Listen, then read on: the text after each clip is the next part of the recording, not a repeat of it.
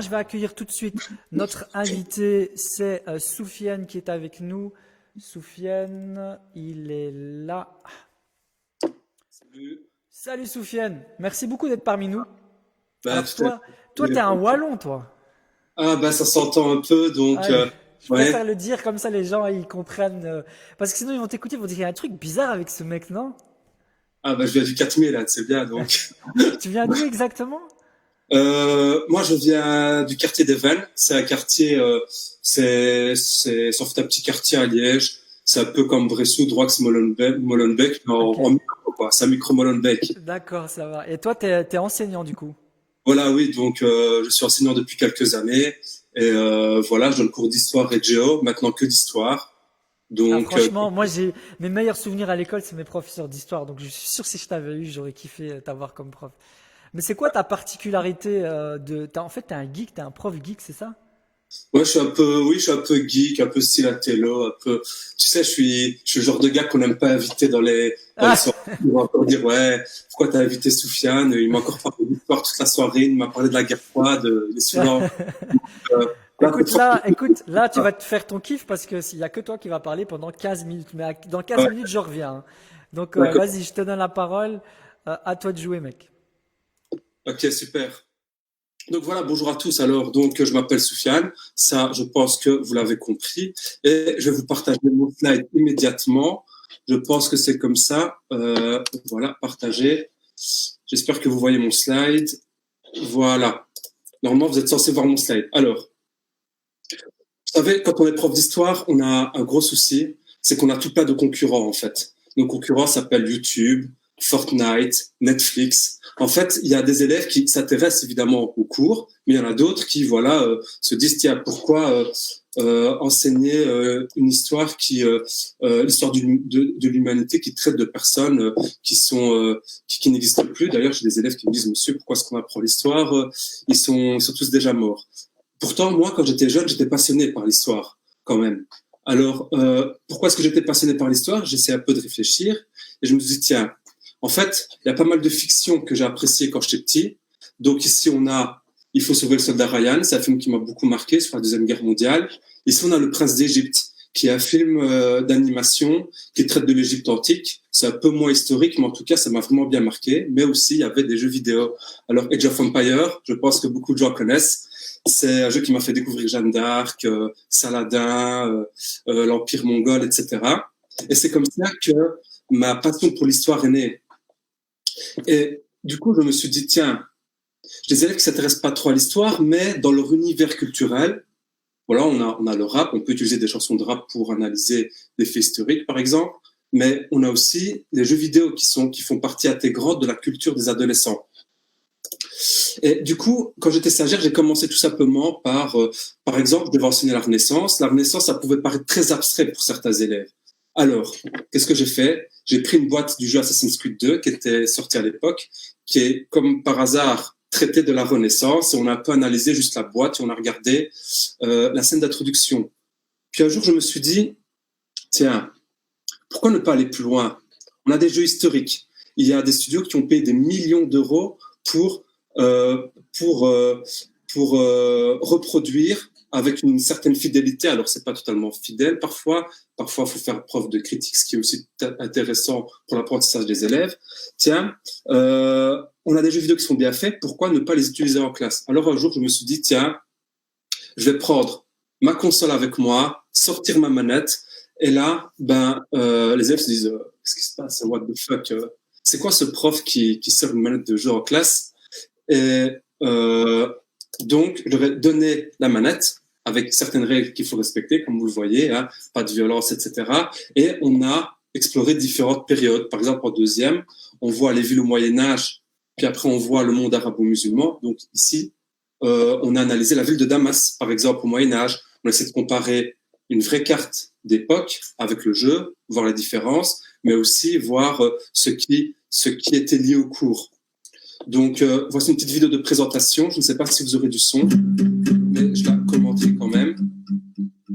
Donc, pour la géographie ici, on n'avait pas les moyens d'aller en Californie pour analyser les métropoles américaines. Donc, j'ai pris GTA 5 et on a analysé j'ai fait tourner ma manette, et donc du coup on a analysé les différents types de quartiers, les ghettos, les centres d'affaires. Et ici vous voyez que les élèves devaient réaliser une carte de synthèse. Alors il y a des choses qui sont assez chiantes, comme l'hydrographie, c'est pas un truc qui me passionne beaucoup. Mais là de nouveau en prenant la manette, donc j'ai pu annoter le jeu et on a vu ce qu'était un confluent, un affluent. Alors là c'est pour la Renaissance. Donc on a analysé une église qui s'appelle Sainte-Marie-del-Fior, qui a la particularité, alors je ne sais pas si vous entendez la voix.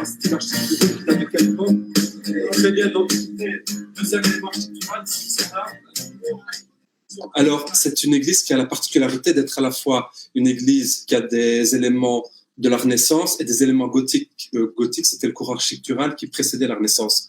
Donc on a un peu analysé tout ça pour comprendre quelle innovation, on va dire, apportait la Renaissance. Construire des villages sur Minecraft, c'est quelque chose qui se faisait déjà depuis longtemps aux États-Unis ou alors au Canada. Donc ça, c'est un peu ma vidéo de présentation que j'ai partagée. Elle a fait aussi un petit buzz, hein, si vous êtes intéressé par tout ce qui est communication et buzz. Donc voilà, la vidéo, c'est une compétence assez importante aussi quand vous voulez présenter vos travaux. Donc pourquoi utiliser les jeux vidéo en classe? Non seulement il y a évidemment un aspect motivant, les élèves retrouvent leur univers ou découvrent un univers, mais qui est beaucoup plus ludique, coloré, amusant. Mais quand ils rentreront chez eux, j'espère en tout cas que ça va éveiller ce qu'on appelle un esprit d'analyse. C'est qu'ils seront face à un tout devant eux, d'accord? Mais il n'y aura pas que le personnage, l'interface, etc. Ils vont se poser des questions. Tiens, pourquoi est-ce qu'il y a tel ou tel bâtiment? C'est vrai qu'au cours d'histoire, on a analysé des bâtiments. Pourquoi est-ce que je ne ferais pas la même chose? Par exemple, c'est éveiller une forme d'esprit d'analyse. C'est ce qu'on a fait quand on a préparé notre voyage au British Museum. On a vu quelques notions d'architecture gréco-romaine. Ici, on a le Parthénon, par exemple. De nouveau, ici, Sainte-Marie-del-Fior, que j'ai déjà évoqué. Évidemment, on peut également utiliser les compétences du cours d'histoire directement en exploitant donc ces produits culturels. Mais il va y avoir un mais. Hein. Ça se passe plutôt bien. C'est pas toujours facile, mais en tout cas, c'est vraiment des expériences assez riches, assez intenses émotionnellement, et les élèves semblent vraiment retenir les différents apprentissages. Ici, de nouveau, on fait quelques questions de rappel en explorant le jeu. Quelles sont les deux caractéristiques des villes au Moyen-Âge? Comment est-ce qu'on est rentré sans violence? C'est grâce aux pèlerins, etc. Enfin, c'est toutes sortes de notions qu'on avait au cours. Mais voilà, j'ai déjà eu, par exemple, des collègues, surtout des collègues, pas dans toutes les écoles, mais dans certaines écoles, qui n'appréciaient pas trop cette manière de faire. Ils disaient que voilà, disaient que c'était des jeux violents, que voilà, on ne devrait pas faire ça, on ne devrait pas utiliser ce genre de dispositif à l'école. Donc, qu'est-ce que j'ai fait? J'étais un peu dans une période un peu difficile, donc, et j'ai décidé de passer à l'étape supérieure et de développer mon propre jeu vidéo pour faciliter l'enseignement de l'histoire. Alors, ici, il y a tout plein de notions qui sont liées aux jeux vidéo. Alors, comme on voit ici, on a une chercheuse qui s'appelle Myriam El-Mansouri qui a comparé deux choses, la structure d'un cours et la structure d'un jeu vidéo. Et on retrouve ici des notions communes entre le jeu vidéo et un cours. En fait, les jeux vidéo et les cours sont extrêmement proches dans leur structure. On retrouve des savoir-faire, des compétences qui sont certes différentes, mais qui restent quand même des compétences importantes. On retrouve cette notion de défi aussi, que je vois pas ici, mais en tout cas, le fait qu'une tâche soit un défi pour l'élève, c'est aussi un facteur de motivation. Alors, voici un screenshot de mon jeu. Alors, l'idée, c'est un jeu, ce qu'on appelle un JRPG, un jeu de rôle japonais, dans lequel on doit faire des quêtes. Et pour avancer dans le jeu, il faut avoir avancé dans le cours. Alors, malheureusement, j'aurais voulu faire un live style Twitch, où je vous montre en live le prototype de mon jeu. Mais je vais juste vous montrer des screenshots et les commenter. Donc, voilà comment se présente le jeu au début. Donc, on a une petite dame ici, et on va aller lui parler. Donc, il y a un problème, donc il y a un peu cette notion de problématique qu'on va retrouver au cours, mais ici un peu plus différente, d'accord? Donc on a une dame qui a perdu ses poules, d'accord? Donc elle va nous donner des indices pour retrouver ses poules. Et ici, il y a deux mots que j'ai mis en évidence, défrichement et manse. C'est des mots de vocabulaire que l'élève doit connaître pour comprendre des indices que le personnage non jouable donne au joueur. Alors, le défrichement, qu'est-ce que c'est? C'est tout simplement le fait de remplacer des forêts par des champs, de défricher donc des forêts et en faire des cultures. Et la manse, c'est un morceau de terre qui appartient à un paysan. Donc, on doit chercher une zone de défrichement. Ah, on la trouve, la zone de défrichement. Voilà. Donc, on voit que l'élève doit explorer. Et voilà, en explorant un peu, il va pouvoir trouver les poules et les rapporter à cette bonne dame. Alors, ici, de nouveau, un nouveau défi. Cette fois, elle va poser une question. Elle va dire, tiens, j'ai trop de difficultés pour me déplacer. Il y a le confinement et tout ça. Donc, du coup, à qui je dois donner mes poules? Alors, c'est pas vraiment les poules normalement, hein. C'est plutôt les œufs. Donc, il y avait une taxe à payer au seigneur. Donc, il faut répondre au seigneur. Alors, si on répond pas bien, ben, on a un son des petits, des petites moqueries qu'on entend, hein. Donc, on a un petit reproche. Si on répond bien, ben, on a ici indiqué. Donc, voilà, tout à fait. Tu as bien suivi le cours de Monsieur Hamdaoui. Donc, l'idée aussi, c'est de récompenser l'élève dans le jeu. Par exemple, une autre forme de récompense ici, c'est d'explorer de nouvelles régions. Donc, l'élève aura envie on aura marre de ce petit village, il voudra aller voir ce qu'il y a ailleurs. Et donc, pour ça, il apprendra qu'à l'époque, il fallait payer pour traverser un pont. Ben oui, un pont, ça coûte très cher à l'époque. Donc, voilà, il y a toutes sortes toutes les notions liées au cours sur les campagnes du Moyen-Âge avec tout ce qui est redevance seigneuriale et tout ça. Donc ici, le rôle du clergé, c'était aussi de faire de la charité, d'aider les plus démunis. On retrouve un peu cette idée-là. Et donc, quand l'élève répond mal, on le renvoie vers son dossier documentaire, par exemple. Alors, ça, c'est mon projet. J'aimerais aussi parler d'un autre projet que j'ai fait avec d'autres personnes que j'ai rencontrées, qui étaient bien sympas. Alors, qu'est-ce que c'est? En fait, j'ai fait une game jam. Qu'est-ce que c'est qu'une game jam? En fait, pendant 48 heures, on est confiné, là, c'est vraiment le cas de le dire, dans un endroit où il y a tout plein d'ordi. Et on est par équipe et on a 48 heures pour développer un jeu selon un thème. Le thème, à ce moment-là, en l'occurrence, c'était la réparation. Et donc, des développeurs ici, donc on a Pascal, Stéphane et Bradley, qui avaient comme idée d'adapter la tapisserie de Bayeux, qui est une grande broderie de 50 mètres environ, qui raconte une histoire liée à Guillaume le Conquérant. L'idée, c'était de la réparer. Et moi, je me suis proposé d'inclure un aspect plus pédagogique. Donc, dans ce cas-là, l'élève doit progresser et doit répondre à des questions. C'est des mini QCM. Et pour ça, l'élève doit de nouveau se référer au cours pour avancer. Alors, petite anecdote, c'est une photo un peu collector ici, parce qu'on a un robeux et 3 métalleux. Et je vous assure, j'ai pas essayé de les raqueter. Donc, voilà, non, ça c'était pour une petite touche d'humour. Donc, si vous voulez me suivre sur les réseaux sociaux, je cherche d'ailleurs des personnes qui pourraient m'aider à développer, à faire la promotion de mon projet et tout ça. Donc, toutes les compétences sont bonnes à prendre. Je vais voir comment je pourrais gérer ça. Donc, vous avez mon Facebook, ma chaîne YouTube qui est un peu moribonde, mais vous pouvez voir un peu ce que je fais. Et aussi mon Instagram, Prof Zer, hein. Zer, voilà, le suffixe de misère. Hein. Il paraît que c'est Bouba qui a inventé ça, mais bon, voilà, j'aime bien aussi me référer à des cultures plus populaires. Donc voilà, merci de votre attention. Je ne sais pas comment ça va se passer. Je te reprends, on continue avec moi. Juste remontre ta tête si tu veux bien. Je vais remontrer ma tête. Alors, tout de suite, je remonte ma tête. En tout cas, je confirme, j'aurais kiffé t'avoir comme professeur d'histoire et de géo, franchement. Arrêtez le partage d'écran, c'est comme ça, tu me vois là? Voilà, je te vois. Je vais mettre un peu plus de lumière. Ok, mets ta lumière, Voilà. mets-toi à l'aise. En tout cas, t'es un vrai prof, tu fais des PowerPoint de prof. Ah, tu trouves? Ah, merci, mais... Des PowerPoint tout dégueulasses, je sais pas pourquoi, c'est spécifique aux professeurs, je pense. Ah, Je pense que quand ils font dégueulasse. l'entretien, ils disent, vous pouvez me montrer les PowerPoint, et si les PowerPoint sont dégueulasses, ils disent, voilà, vous êtes accepté. Mais ton jeu, il est chouette. Donc voilà, il y a encore d'autres projets. Et donc, Voilà.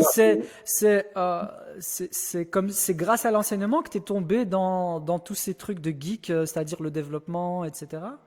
En fait, il y a deux choses. C'est que déjà, quand j'avais 12 ans, je rêvais de développer un jeu. Je me suis un peu renseigné là-dessus, mais jamais vraiment eu les vraies compétences, mais je connais un peu le domaine. Et donc, je me suis dit, tiens, dans le monde de l'éducation, il faut être un peu réaliste, c'est hyper facile d'innover. Je veux dire, mettre un casque virtuel, une petite tablette, et c'est bon, on est des profs innovants. Tellement que voilà, par rapport aux pays anglo-saxons, par exemple, j'estime en tout cas personnellement qu'on est assez en retard. Donc, je me dis que faire un jeu vidéo pédagogique, c'est vraiment un domaine dans lequel il y a quand même très peu de concurrence. Ouais. Et je me suis dit d'utiliser ces deux compétences, mes compétences d'enseignant, mes compétences, on va dire, de développeur amateur, de les fusionner. Et ce que tu nous as montré, c'est combien d'heures de travail que tu as déjà fourni, tu as déjà mis dans ce projet-là? Je travaille pour l'instant assez occasionnellement, c'est plusieurs heures. Voilà, c'est un peu, je sais pas si tu fais du montage vidéo, tu Ouais. comptes même plus tes heures, donc quelques dizaines d'heures. Mais voilà, heureusement que c'est un programme qui n'exige pas vraiment de la programmation proprement dit, mais c'est la même logique. Donc c'est quand même des choses, faut quand même avoir des notions de logique pour pouvoir développer un jeu pareil. Et j'ai aussi un autre projet de réalité augmentée cette fois, donc où Ouais, ouais, calme-toi sur les projets. T'es sur 15 projets, mec. Il faut sortir les trucs. Toi, t'as non la mais maladie là des projets là, hein. ouais non non mais Non, non, parle-nous-en. Je rigole, je rigole. C'est quoi ton truc de réalité augmentée? en fait, au tout départ, les projets que j'ai montrés, c'était pas mon véritable premier projet. Mon premier projet, c'est qu'en fait, j'avais vu un casque de réalité augmentée où, en le mettant, on avait, comment dire, l'espace autour de toi se Ouais. transformait en Minecraft. Et je voulais Wow. fabriquer ça à ma manière, avec du carton, etc. Bon, j'ai pas trop réussi à le faire. Donc, j'ai quand même développé une sorte de démonstration technique que j'ai partagée il y a pas si longtemps. C'est un truc que j'avais fait en 2018. Et je me suis dit que d'abord, je vais faire un prototype en 2 dimensions. Et ça, c'est le prototype que j'ai présenté dans le site Pokémon. Ok. Donc, je vais d'abord terminer ce prototype, voire même essayer de le publier. Dans mon équipe que tu as vu là, bah, Stéphane, et je pense qu'il a mis ça en commentaire, a déjà eu une expérience assez positive où il a fait une bête application, il a eu 270 000 téléchargements. Donc l'idée c'est de développer une application sur mobile, Top. sur le web, un jeu Top. vidéo pédagogique. Eh ben franchement, j'aimerais avoir plus de profs comme toi. S'il y a d'autres profs qui nous regardent, bah n'hésitez pas à vous inspirer et de faire jouer Assassin's Creed à vos étudiants. Le type qui a tout résumé de travers là. Ouais, c'est un peu ça. Bah, si les élèves pensent qu'ils sont en train de jouer, bah, c'est une bonne Ouais. chose. Pour Et, l'enseignant, on exploite. et du coup, le confinement, comment ça se passe? Tu fais un peu d'e-learning avec les étudiants? Ben justement, en fait, je dois donc envoyer des documents et le fait de faire un live avec vous, avec Molon Geek, donc c'est un peu un exercice parce que je compte après donner cours en live aussi. Par exemple, Top. présenter les travaux de mes élèves, voir ce qui n'a pas été, ce qui a été, et faire même une sorte de live Twitch où je vais analyser un jeu vidéo en ligne, mais de manière pédagogique. J'aimerais bien faire ça si j'y arrive. Donc voilà. Ben, grâce à ce live-là, ben, je me suis un peu entraîné sur le plan technique à faire des lives plus, on Cool. va dire, plus rigoureux. En tout cas, merci beaucoup pour tout ce que tu fais. Merci pour ton intervention avec nous. Et je te dis à très bientôt. En tout cas, tu as le profil type pour venir participer à nos hackathons. Tu sais très bien que nous, on organise aussi des hackathons. Bon, c'est pas spécifique à des jeux, mais on organise régulièrement des hackathons. Je dois en faire un bientôt, mais si je dois vous rejoindre, ben, c'est avec plaisir. Je suis preneur, moi, tout ce qui est hackathon, game jam, etc. Avec Tout ce qui est à plaisir. la technologie. Et je te promets, il n'y a personne qui dira oh non, il est là, Soufiane. Alors, t'inquiète pas, mais en général, il y a beaucoup de geeks, donc on s'entend, Ouais, mais sinon, ça va, je suis assez top. ouvert quand même. Allez, à très bientôt, Soufiane. Merci beaucoup. À bientôt, c'est moi qui te remercie. Salut.